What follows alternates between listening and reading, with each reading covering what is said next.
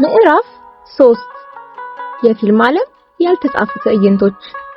ሁሉም ፊልም ሰሪዎች አስቀድመው ባያቀዷቸው ወደ ቀረጻ ሲገቡ የማይቀሩና ያልጠበቋቸውን ሁነቶችን ያስተናግዳሉ።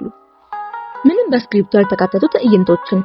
የፊልም ስክሪፕታቸው የቱንም ያህል ፍጹምና ጥንቅቅ ተደርጎ ቢቀርብም ቀረጻው ሲጀምር ያልተጠበቁ ትዕይንቶችን ማስተዋል ይጀምራሉ።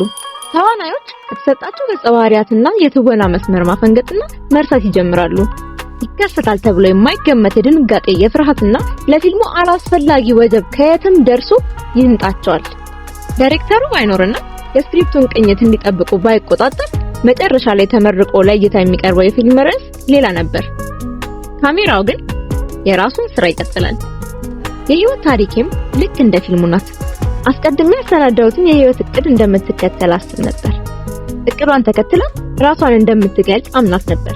አይምሮዬ አስቤ በወረቀት የነደፍኩትን ስክሪፕት ተከትላ። ህይወት ግን ልክ እንደ ፊልሙ ምድራዊ ዳይሬክተር የላትም።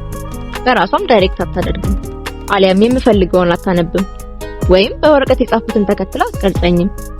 ይህንን የተገነዘብኩት ትናንት የህይወት የታሪክ አካል እንደነበሩ እንኳን የማላውቃቸው በትዕይንቶቼ መሃል ስታስገባብኝ ነው። ከሁለት ዓመት በፊት ከአዲስ አበባ ጎዳናዎች በአንዱ የገጠመኝን አስታውሳለሁ።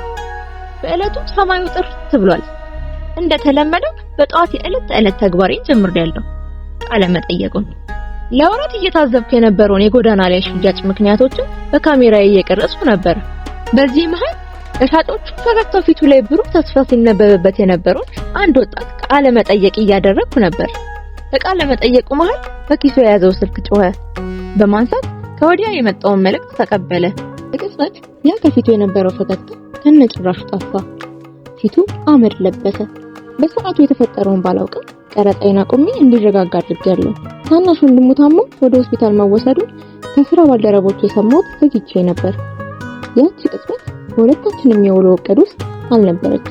ነገር ግን የሚያምንና የማይካድ እውነት ነበረች።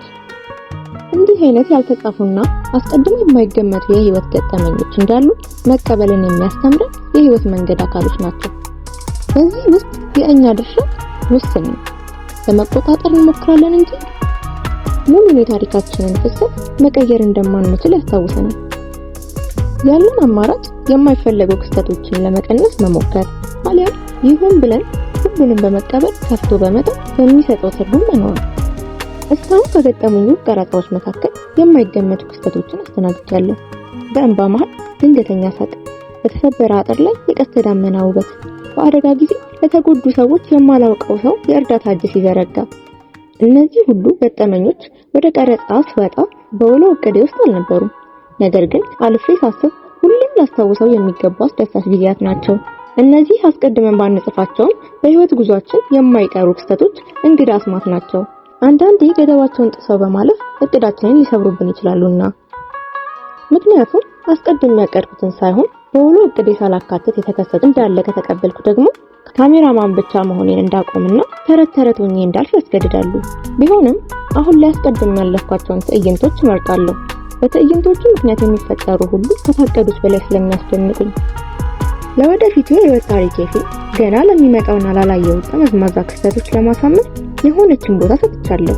ይህም አንዳንዴ በህይወታችን ውስጥ በጣም አስፈላጊዎቹ ትዕይንቶች ለመቅረጽ አስቀድመን ያሰብናቸው በስክሪፕታችን ያካተትናቸው ክስተቶች ናቸውና